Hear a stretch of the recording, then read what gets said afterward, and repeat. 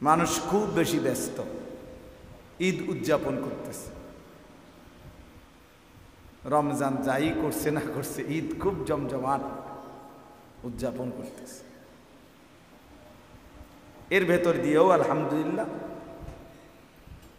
আজকে পবিত্র ঈদুল ফিতরের পরদিন দীর্ঘ এক মাসের মাহে রমজান আল্লাহ তাআলার ইবাদত আর বন্দিগি আল্লাহর দয়ায় আদায় করার পরে ঈদ পরবর্তী আজকের এই ইসলাহি মাহফিল আমার প্রিয় ভাই, ছোট ভাই, আমার শায়েখ আল্লামা মুফতি মুশতাকুন নবী কাসেমি হযরত দামাত বারাকাতুহুমের আপন ছোট ভাই হযরত মাওলানা মুফতি মারুফ বিল্লাহ আপনাদের সামনে এতক্ষণ পর্যন্ত কথা বলেছেন। তার বয়ানের অর্ধেক অংশ বলা যায় আমি নিজেও শুনেছি। আমি আসছি আরো আধা ঘন্টা আগেই আসছি। ইচ্ছা করেই এদিকে আসি না, একটু দূরে চেয়ারম্যান সাহেবের বিল্ডিংয়ে আসছিলাম। এমনি বসেছিলাম যে মারুফ আর একটু বলুক, এই কারণে দেরি করে আসছি, একটু ইচ্ছা করি। আমরাও শুনতেছিলাম, আপনারাও শুনেছেন। সে অনেক ভালো একজন আলেম, আল্লাহওয়ালা, দিল দরদি মানুষ, শায়েখের ছোট ভাই, কুমিল্লা ভিক্টোরিয়া বিশ্ববিদ্যালয় কলেজ মসজিদের ইমাম। অনেক যুবক আলহামদুলিল্লাহ এখন আমাদের এই মারুফ যিনি এখন বয়ান করলেন তার সংস্পর্শে ইউনিভার্সিটির কলেজের অনেক ছেলে, অনেক আলহামদুলিল্লাহ পরিবর্তন হচ্ছে। ইউনিভার্সিটি পড়ুয়া অনেক ছেলে আলহামদুলিল্লাহ তার সংস্পর্শে কোরআনুল কারীম শুদ্ধ করতেছে, শিখতেছে, ওযু নামাজ, হালাল হারাম, পাক নাফাক, আখিরাতের ফিকির করতেছে। এই বছরও ওই ভিক্টোরিয়া বিশ্ববিদ্যালয় কলেজ মসজিদে সে এতেকাফ করছে। প্রায় 70 জনের মতো সাথী তার সাথে এতেকাফ করছে আলহামদুলিল্লাহ। আমাদের সাথে প্রায় 1300 সাথী এতেকাফ করছে, 1200-1300 হবে এক মসজিদে। আমার শায়েখ আল্লামা মুফতি মুশতাকুন নবী কাসেমি সাহেব, উনি যেখানে এতেকাফ করে সুধন্যপুর ওনার মাদ্রাসায় মসজিদে, 5 তলা মসজিদ, পুরা কানায় কানায় পুরো, একবার সিঁড়ির তলেও মানুষ ঘুমাইছে। তো এই জন্য বললাম আপনারা যেটুকু শুনছেন আরো মনোযোগ দিয়ে শোনা দরকার ছিল, আরো আন্তরিকতা নেই। প্রকৃত অর্থে পরিচিতি, খ্যাতি, মানুষের কাছে জনপ্রিয়তা, এটা খুব জরুরি কোনো বিষয় না। বিষয় হলো আল্লাহর কথা মনোযোগ দিয়ে শোনা, উপলব্ধি করা, অনুভব করা। সে ছোট হোক, অখ্যাত হোক, অপরিচিত হোক। ওয়ালাউ কানা আবদান হাবশিয়া, সে একজন হাবশি গোলাম, নিগ্রু গোলাম হোক, তার কথাও আল্লাহর কথা যদি হয়, আখিরাতের কথা যদি হয়, কোরআন সুন্নাহর কথা যদি হয়, মনোযোগ দিয়ে শোনা উচিত। আমাদের ভিতরে একটু মানসিকতা আছে, জনপ্রিয়তার একটা মোহ আছে, আসক্তি, যে একটু পরিচিত হয়তো মনে করে যে ওনারটাই শুনবে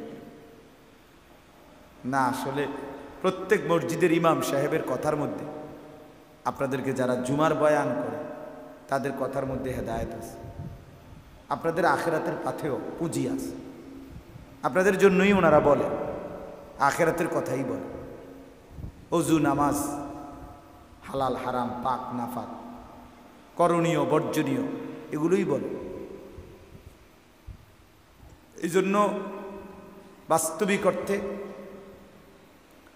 যার আখিরাত দরকার, পরকাল দরকার, তার উচিত নিজ নিজ মহল্লার ইমাম সাহেবের কথাও মনোযোগ দিয়ে শোনা। আমার খুলনার হজরত আরিফ বিল্লাহ হজরত মৌলানা মুফতি নুরুল আমিন সাহেব হজরত বলছেন, প্রত্যেক মসজিদের ইমাম মুয়াজ্জিন নিঃসন্দেহে আল্লাহওয়ালা।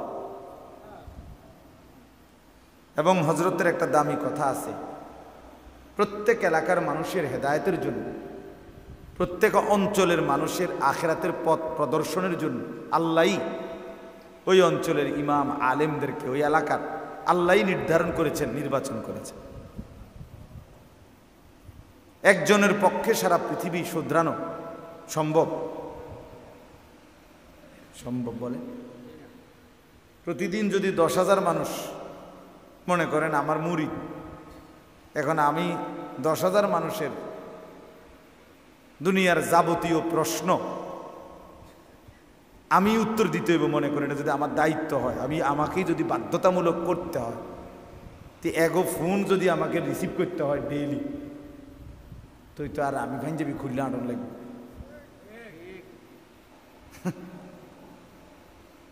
মনে করেন আজকে এই আসার পথে আমি এখন 2,500 নারায়ণগঞ্জ, ওইখান থেকে বয়ান করে আসছি, মাগরিব বাদ ওইখানে বয়ান করছি। তো আসার পথে আমি একটা ফোন ধরছি, বরিশালের একটা ছেলে ফোন দিছি, তার কথাই আমার শুনতে হয়েছে 15-20 মিনিট। তার দুঃখ শুনতে শুনতে আমার জান শেষ। বহুত কিছু হেতের কথা কথা, হুজুর আমার আল্লাহর দোয়ায় মোবাইলটা ছাইরেন না, আপনি কুদ্দুর শুনেন আমার। তাই ঠিক আছে কও, শুনলাম। কইছি কমাইয়া কও, সংক্ষেপ করে কই। সংক্ষেপেই 20 মিনিট শুনছি। একটা উদাহরণ দিলাম। এখন এইভাবে যদি সব মানুষের কথা একজনকেই সমাধান করতে হয়, সম্ভব এটা? আল্লাহ তাআলা এই জন্য কুদরতিভাবে আল্লাহ তাআলা প্রতিটা অঞ্চলে উপযুক্ত আলেম, ইমাম, খতিব, উলামা আল্লাহ তাআলা ওই অঞ্চলের মানুষদের জন্য আল্লাহ তাআলাই ছড়িয়ে রেখেছেন, বিছায়া রাখছেন। এই জন্য আপনাদের কাছে প্রথম কথা হলো এটা মনে রাখতে হবে, কারো ওয়াজ একটু পরিচিতি বেশি, কারো কম, এটি কোনো কথা না। এটা মূল কোনো বিষয়। মূল বিষয় হলো আমার আখিরাতের পুঁজি আমার গ্রহণ করলাম কিনা, আমার আখিরাত সুন্দর হবে কিনা, আমি কবরে আযাব থেকে মাফ পাবো কিনা, আমি জাহান্নাম থেকে বাঁচবো কিনা। যদি এটা মানসিকতা হয়, তাহলে আপনার ইমামের কথার দ্বারাই, আপনার মসজিদের খতিবের কথার দ্বারাই আপনার জিন্দেগির পরিবর্তন হবে। যেমন এই প্রমাণ বললাম, ওই ভাই এই মোবাইল এটা লইয়া ব্যস্ত, এই হাতের মোবাইল এগুলো নামা, ওই ভাই এটা নামান, নেন পকেটে নেন, খটরমটর করেন না। মোবাইল দিয়ে রেকর্ড করতে হলে এরকম স্ট্যান্ড কিনে আনবেন, অথবা এরকম বাঁশ লাগাবেন, বাঁশের আঘাত মোবাইল টাঙ্গাই দেবেন। হাতের মধ্যে রাখলে এটা শুধু খরচা বছর করে, বাকি সাথের লোকদেরও ডিস্টার্ব হয়। বুঝেন নাই কথাটা? চলেন তো এটার প্রমাণ বললাম, এই যে মাওলানা মুফতি মারুফ এতক্ষণ যে বয়ান করল, তার মসজিদের ইমাম সেখানে আলহামদুলিল্লাহ আমি নিজে গিয়েও দেখছি। এখন বয়স্ক এবং জেনারেল শিক্ষিতদের জন্য সে মসজিদের পাশে মাদ্রাসা করছে, শুধু বয়স্করা পড়ে। বুঝেন নাই কথা? 70 জনের মতো যুবক মানুষ তার সাথে এতেকাফ করল, এবং অনেক যুবক তার থেকে প্রতিদিন প্রতিনিয়ত আখিরাত এবং পরকালের সন্ধান পাচ্ছে। তাহলে কেউ যদি মনোযোগী হয়, আন্তরিক হয়, তাহলে নিজ মসজিদের ইমাম সাহেবের কাছেই তার হেদায়েতের সামান, উপকরণ আছে। আছে কি না বলেন? এটার প্রমাণ বললাম না। বক্তা হইতে হইব, জনপ্রিয় হইতে হইব, কারে আনলে লারা খাইব। বুঝেন না কথাটা? একেবারে মানসে মাছে গাছে একটা ফেস লাগিয়ে যাব, বুটে বাদামে বন, বিড়ি, সিগারেট, চা, বাতে মাছে একটা ফেস লাগিয়ে লাগছে। হ্যাঁ না, মাহফিল হয়েছে তারা, মানুষ হয়েছে খালাস, মানুষ হয়েছে তারার মাহফিল। তো এরপরে মানুষ হয়েছে তো বুঝছি, বন বিড়িও খুব বেচা হয়েছে, বুটমুড়িও বেচা হয়েছে খুব, কিন্তু পরিবর্তন কদ্দূর হয়েছে সেটা কোন কথা বোঝেন না? এমনি কথা তো ছিল, এই কথা তো ছিল, পরিবর্তন হলো কোথায়? নামাজি বাড়ছে কয়জন? আখিরাতের ফিকির বাড়ছে কয়জনের? চোখে পানি এসেছে কয়জনের? আল্লাহর ভয় তৈরি হয়েছে কয়জন? এটা বলে। এই জন্য আমি অনুরোধ করলাম, যে কয়জন বুঝছেন, যিনি বুঝছেন, এটা মনে রাখবেন, প্রত্যেক অঞ্চলে আপনাদের এলাকার যারা ওলামায়ে কেরাম তাদেরকে কদর করবেন, বলেন ইনশাআল্লাহ। নিজের ইমাম, নিজের মসজিদের মুয়াজ্জিন, নিজের মসজিদের খতিব, নিজ এলাকায় যে সমস্ত আলেমরা আছে ওনাদেরকে কদর করুন। আমি অনেক অনেক ছেলে আলহামদুলিল্লাহ আমার মহব্বত করে আমারে যদি কেউ জিগায় যে হুজুর এ গুনাহ ছাড়বার কথা একবার মনে হয়, আবার গুনায় জড়াইয়া পড়ি, কি করব? বা মাঝে মাঝে সিদ্ধান্ত নেই ভালো হয়ে চলবো, আবার 15 দিন পরে 20 দিন পরে আবার টেম্পার জায়গা, পারি না, কি করব? তা আমি সবসময় বলি চেষ্টা করবা কোনো আল্লাহওয়ালার কাছে আসা যাওয়া করতে। যদি না আসতে পারো ব্যস্ততার কারণে, পড়ালেখার কারণে, কর্মের কারণে, চাকরির কারণে, হতেই পারে ছুটি নাই আমার, তাহলে কমপক্ষে নিজ এলাকা তুমি যেখানে নামাজ পড়ো ওই ইমাম সাহেবের কাছে কতক্ষণ বসে থাকো, দেখবা ইমাম সাহেবেরই কও যে হুজুর আমার একটা ভালো কথা কইয়া দেন, আমার জন্য একটু দোয়া করে দেন, আমি যেন ভালো হয়ে চলতে পারি, আমি যেন আমার চরিত্রটা ঠিক রাখতে পারি। হ্যাঁ, মাওলানা মারুফ এই মাত্র বলল, নবম শ্রেণীর ছাত্রের কথা বলছে কিনা বলেন? আমি যেই ছেলের কথা শুনছি এতক্ষণ 15-20 মিনিট মোবাইলে বললাম যে কথা, এও এরকম কথাই কইছে, একই কথা। তার কথা শুনে অবাক হইলাম যে ঠিক এ আর এ একজন না, আরেকজন সে এই কথাগুলি বলছে, নষ্ট চরিত্রের কথা। জঘন্যতা কোথায় নামছে? উঠতি বয়সের ছেলে মেয়েদের চরিত্রহীনতা, নির্লজ্জতা, অসভ্যতা, এটা আপনারা যারা একটু বুঝের মানুষ, মুরব্বী আছেন, জাগো বয়স 40-এর উপরে, আপনারা স্বপ্নে না, স্বপ্নের রূপেও যদি কিছু তাই ওইখানেও ভাবেন নাই। আমার সমাজের, আমার দেশের, আমাদের অঞ্চলের সর্বত্র উঠতি বয়সের ছেলে মেয়েদের হালাত কি? শুধু চুলের ফ্যাশন আর জামার ফ্যাশন না, না, অসভ্যতা আরো অনেক গভীর পৌঁছে গেছে, যেখান থেকে ফিরে আসা বড় কঠিন হয়ে দাঁড়াইছে। হ্যাঁ, চেহারা সুরতের মধ্যে নগ্নতা, মনে হয় যেন ভাসতেছে, খেলতেছে। নারীর আসক্তি, যৌন চাহিদা, অসভ্যতা, নেশা, মদ, জুয়া, জিনা, ব্যভিচার, পাগল হয়ে গেছে, পাগল। আমি তাফসীরের মধ্যে পড়ছি, যে নেশা করে সে জিনাও করে, যে নেশা করে সে নারীর সাথে অপকর্মও করে। নাউযু, প্রত্যেক নেশাখোর অল্প সময়ের ব্যবধানে ব্যভিচারীও হয়। এই জন্য বললাম সবাই মিলে আন্তরিক হয়ে, আপনি যদি আরেকটু আন্তরিক না হন আপনারা, তো নিজেদের ঘর পরিবার কিচ্ছু থাকবে না। এই পাশ্চাত্যের হাওয়া, ওয়েস্টার্ন হাওয়া, এই মোবাইলের আমন্ত্রণ, ফেসবুকের আমন্ত্রণ, সারা পৃথিবীর নর্তকী আর গায়িকা আর নায়িকা আর এই দুনিয়া লুবি, এই অসভ্য চরিত্রহীন তাদের আহ্বানে মুসলমানের সন্তান বেসামাল, দিশেহারা, বেচারা একরকম অসহায়। কি করবে? কোনোভাবেই নিজেকে নিয়ন্ত্রণ করতে পারতেছে না, এই হালাত। এই জন্য বললাম আপনাদের প্রত্যেকের উচিত নিজ নিজ মহল্লার কোনো আলেমের কাছে বেশি আসা যাওয়া করবে, দাওয়াত ও তাবলীগের সাথীদের সাথে বেশি উঠা বসা করবে, ওলামাদের সংস্পর্শে যারা।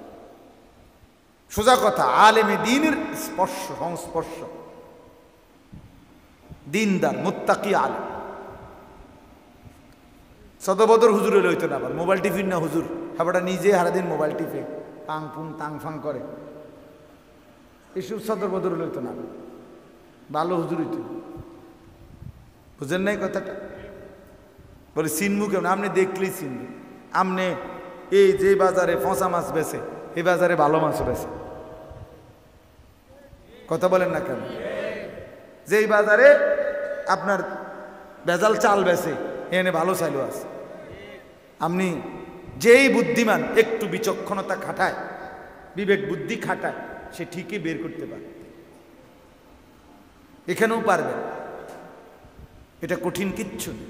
আল্লাহ তাআলা কোরআনুল কারীমের মধ্যে বলছে, আল্লাহকে ভয় করলে, গুনাহ থেকে বাঁচবার সিদ্ধান্ত নিলে, আমি আল্লাহই তোমার অন্তরে একটা ফুরকান, পার্থক্য করার মতো শক্তি, একটা আলো তোমার অন্তরের ভিতরে আমি দিয়ে দেব। ইন তাত্তাকুল্লাহা ইয়াজআল লাকুম ফুরকানা। আল্লাহ তাআলা বলছে, তুমি যদি আল্লাহকে ভয় করো, গুনাহ ছেড়ে দাও, মজবুত সিদ্ধান্ত নাও যে আমি নাফরমানির রাস্তা ছেড়ে দেব, কিন্তু কিভাবে ছাড়ব, নেক কাজ করব, আমি কিভাবে করব, এমন একটা দরকার যদি তোমার হয়, আল্লাহ বলেন ইয়াজআল লাকুম ফুরকানা, আল্লাহই তোমাদের জন্য দিয়ে দিবেন ফুরকান, পার্থক্য করার মতো যোগ্যতা, শক্তি, এমন একটা ভেতরের স্পিরিট, এমন একটা শক্তি আল্লাহ দিবে।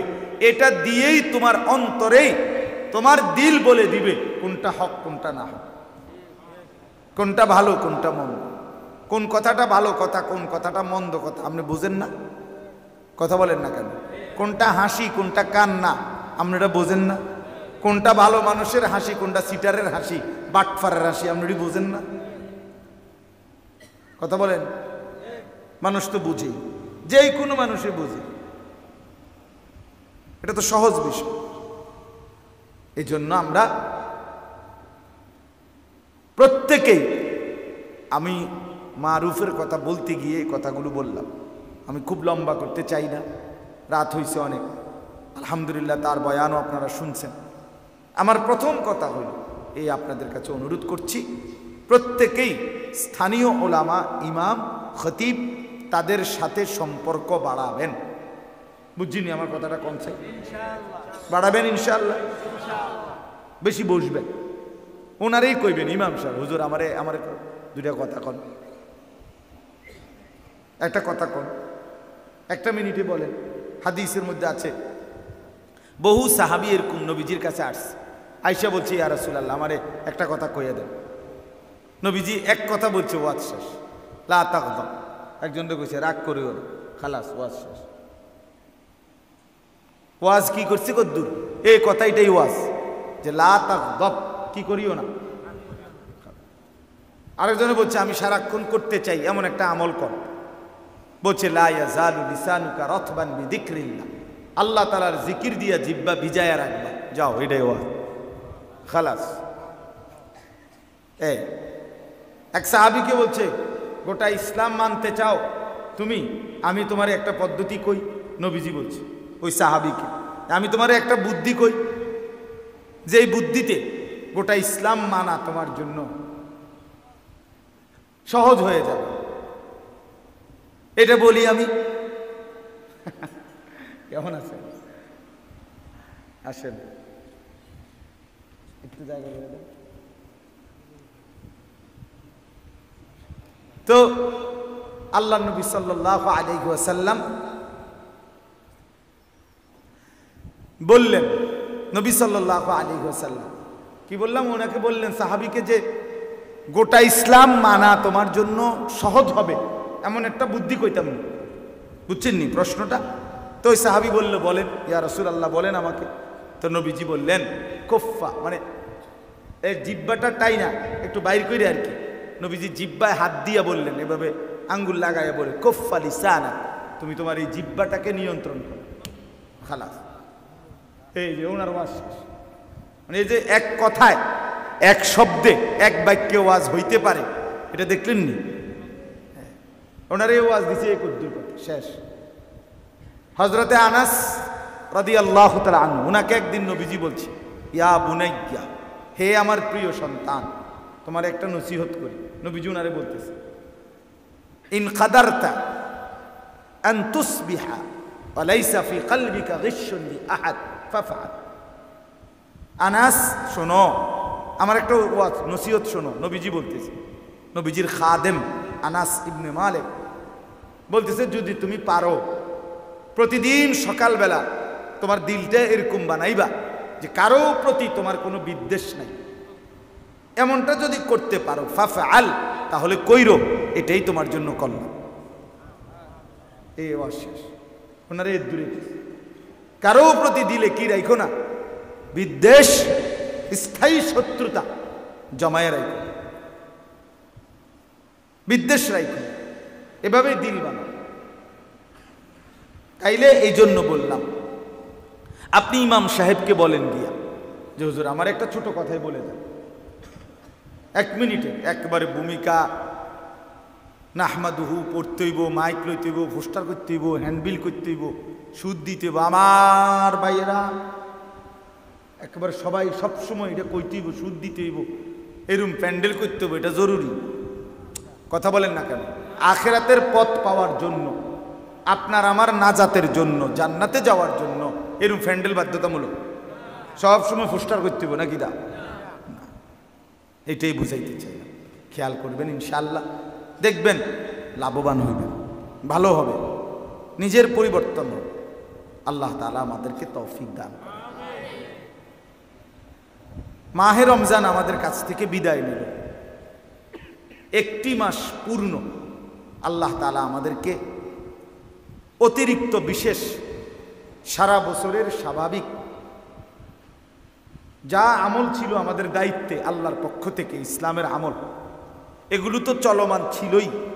অতিরিক্ত আল্লাহ তাআলা বড় বড় মোটা দাগে আরো 6টা আমল আমাদের জন্য রমজানে বিশেষভাবে দিয়েছিলেন। 1 নাম্বার হলো রোজা পালন 1 মাস, 2 নাম্বার হলো সাহরি খাওয়া শেষ রাত্রে, 3 নাম্বার হলো ইফতার করা সন্ধ্যার সময়, 4 নাম্বার হলো পুরা মাস 20 রাকাত পূর্ণ তারাবি পড়া, 5 নাম্বার হলো শেষ দশক, শেষ 10 দিন আল্লাহর ঘর মসজিদে এতেকাফ করা, 6 নাম্বার হলো শেষ দশকের বেজর রাত্রিগুলোতে সবে কদর তালাশ করা। কয়টা হইল? 6টা। আগেরগুলো তো আছেই, 5 ওয়াক্ত নামাজ, তাহাজ্জুদ, রাত্রিবেলার সন্ধ্যাবেলার আউয়াবিন, কোরআনুল কারীমের তেলাওয়াত, বেশি বেশি আল্লাহ তাআলার জিকির, দান সাদাকা, যাকাত, এগুলো তো চলমান, এগুলো তো আগের মতো ছিলই না, এগুলো স্থগিত করছে, এগুলো তো ছিলই। এরপরে গুনাহ বর্জন, এ তো আগের থেকেই। মিথ্যা কথা রমজানে বলা হালাল না হারাম? তো আর অন্য মাসে একই রকম, একই রকম না? এটা মানে প্রত্যেকটা গুনাহ নিষেধ তো আগের মতোই চলমান ছিল, এগুলো তো আগেও নিষেধ, রমজানেও নিষেধ। তাহলে যাবতীয় পূর্বের আদেশ নিষেধ চলমান অবস্থায় আল্লাহ তাআলা আরো অতিরিক্ত 6টি বড় বড় আমল দিয়ে আমাদেরকে আল্লাহ তাআলা মাহে রমজানকে সাজিয়েছেন, আয়োজন করেছিলেন। এই আয়োজনে আল্লাহ তাআলা আমাদেরকে, কথাটা খেয়াল করেন, রমজান মাসের 2 মাস আগে রজব মাসের চাঁদ ওঠার পরেই ইমাম সাহেবরা মনে করাই দিছে যে বেশি বেশি দোয়া করতে শুরু করেন, আর রমজান পর্যন্ত হায়াত চান। আল্লাহুম্মা বারিক লানা ফি রাজাবা ওয়া শাবান ওয়া বাল্লিগনা রমাদান। তাহলে রমজানের 2 মাস আগে থাকতে আল্লাহর বান্দা ইমানদাররা দোয়া শুরু করছিল রমজান পাওয়ার জন্য, কিন্তু ওই 2 মাসে দোয়া করতে করতে দোয়া অবস্থায়ও অসংখ্য মানুষ রমজান পায় নাই, কবরে চলে গেছে। কথা বলেন, রমজানের আগের 2 মাস মানুষ মারা গেছিল কেউ? আচ্ছা, রমজান মাস আসলো, এই অবস্থায় অনেক মানুষ রমজান পেল, কিন্তু রমজানের শেষ দিন পর্যন্ত এই 30 দিনেও অসংখ্য মানুষ তো পূর্ণ রমজানই চাইছিল, কিন্তু এই রমজান চলমান অবস্থায়ও অসংখ্য মানুষ প্রতিদিন কবরে গেছে কিনা, ইন্তেকাল করেছে কিনা বলেন? তাহলে 2 মাস আগেও কত মানুষ রমজান চাইছে কিন্তু তারা পায় নাই, আর কেউ রমজান পাইছে কিন্তু শেষ করতে পারে না। আমার শায়েখ আল্লামা মুফতি মুশতাকুর নবী সাহেব হুজুর বলতেছিলেন, শেষ দিন আপনার 20 রমজানের দিন যেদিন এতেকাফে ঢুকবে, ওই দিন মাগরিবের আগে দিয়ে ঢুকবে মসজিদে, ওই দিনকার আসর হুজুর কোটবাড়ি সুধন্যপুর ওনার মাদ্রাসার পাশ এলাকা, যে ওই মহল্লার মসজিদে আসরের নামাজ পড়ছেন, মাগরিবের আগে ওনার মাদ্রাসার মসজিদে এতেকাফে ঢুকছেন। আমরা সবাই ঢুকছি, আমিও শায়েখের সাথেই এতেকাফ করি, হুজুরের সাথেই আমি এতেকাফ করি সব সময়, আজকে 11 বছর। তো এই আসরের সময় ওই মসজিদে এই 20 তারিখ 20 রমজানের দিন একজন মাঝবয়সী লোক মুসল্লি, উনি হুজুর রে নামাজের মুসল্লা আগায়া দিছে, মুসল্লা বিছাই দিছে আর হুজুরের সামনে, হুজুরে ওই মুসল্লাটাতে নামাজ পড়ছে, ওনার লগে কথা কইছে। ঠিক শেষ রমজানের দিন 30 রমজানের দিন ওই লোকটা ইন্তেকাল করছে। আসরের নামাজ শেষ দিন, এই সন্ধ্যার সময় রোজা শেষ হবে, ওই দিনকে আসরের পরে ওনার জানাজা আছে। হুজুর বলতেছেন, দেখেন ব্যাপারে আমি দেখছি এই 20 রমজানে, মানে আমি দেখকেই ওনারে মসজিদে আইছি, অর্থাৎ উনি আমারে আসরের সময় কি করে দিছিল, মুসল্লা বিছাই দিছিল। আজকে 30তম রমজান, উনি রমজানটা কি করতে পারে নাই, শেষ করতে, আর আসর থেকে মাগরিব এর ভিতরেই উনি কবরের দেশে মাটির তলদেশে চলে গেছেন। আমার বাপ তাইলে প্রথম এই কথাটা বুঝাইতে চাচ্ছি, কি পরিমাণ মানুষ আমরা এখানে, আমরা যারা কয়জন বসছি এখানে, আমরা আগে এটা চিন্তা করি যে কত মানুষই তো চেয়েছিল রমজান, তো সবার ভাগ্যে জোটে নাই, আবার অনেকেই পেয়ে পূর্ণ করতে পারে নাই। আল্লাহ তাআলা আমাদেরকে দয়া করে রমজান পর্যন্ত হায়াত পৌঁছাইছেন, আবার রমজানের পুরা মাস 30 দিন পূর্ণ হায়াত দিয়েছেন। কি পরিমাণ শুকর আদায় করা উচিত, কথা বলে, কি পরিমাণ কৃতজ্ঞতা আদায় করা উচিত, কি পরিমাণ আল্লাহ তাআলার শুকর আমাদের আদায় করা উচিত। আমরা যদি ভাবি ইনসাফের সাথে, বলেন এই কৃতজ্ঞতার ভাষা কি হবে, যে আল্লাহ যে আমাকে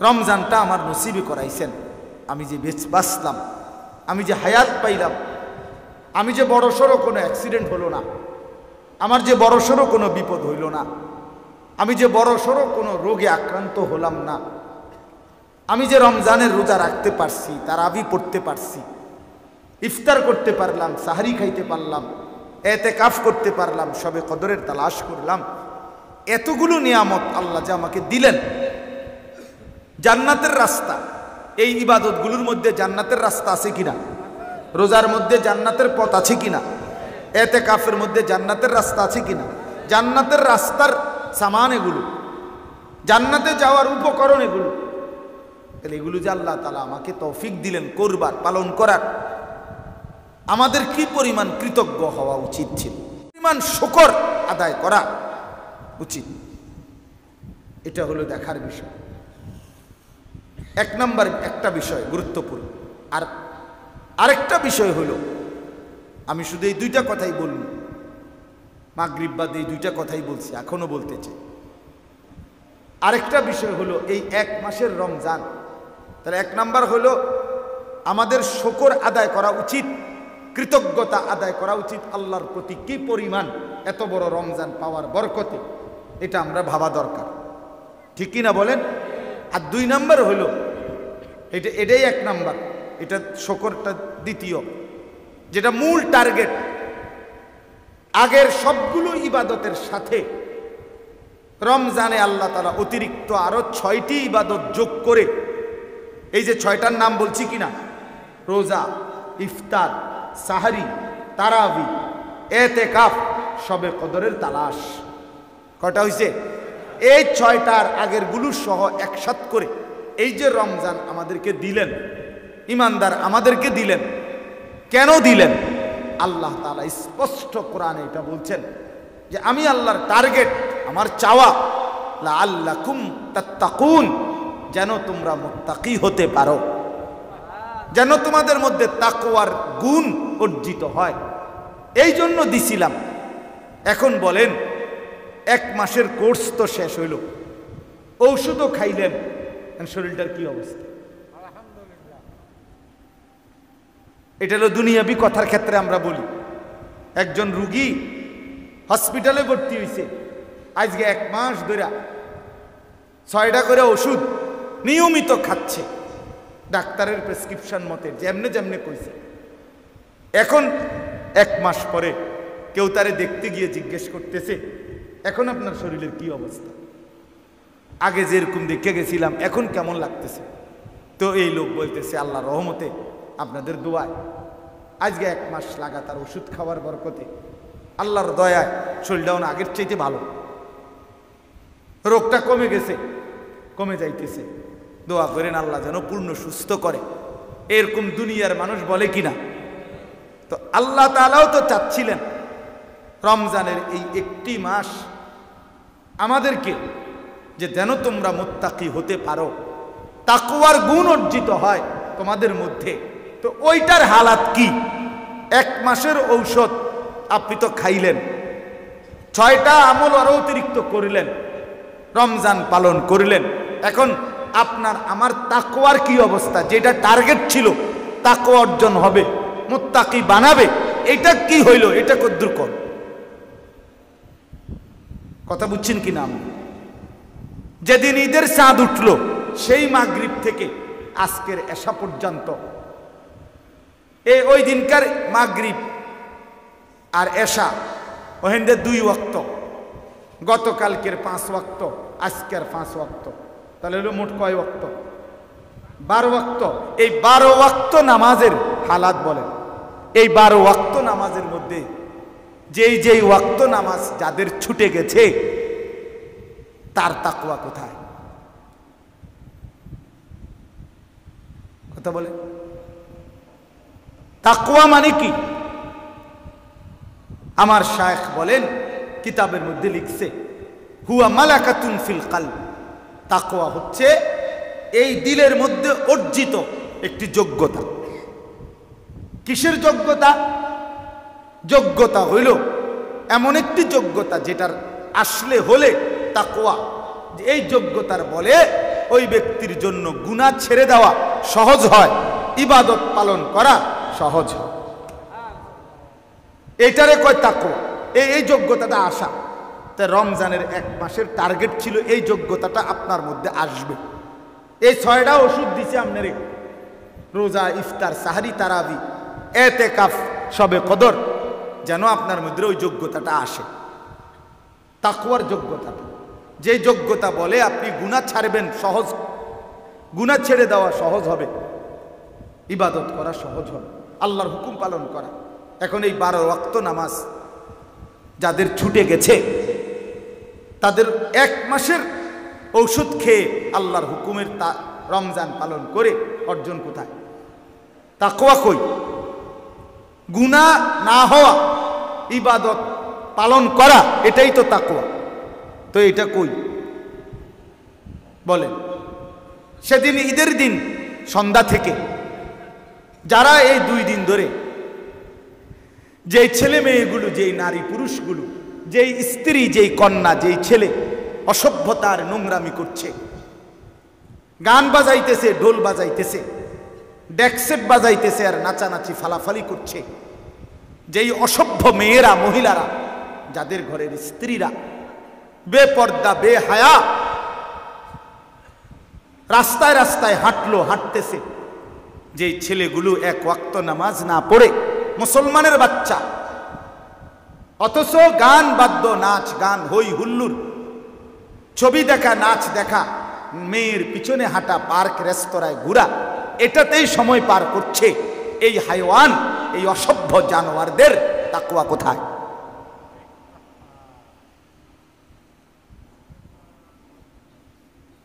এই ঈদ, ঈদুল ফিতর,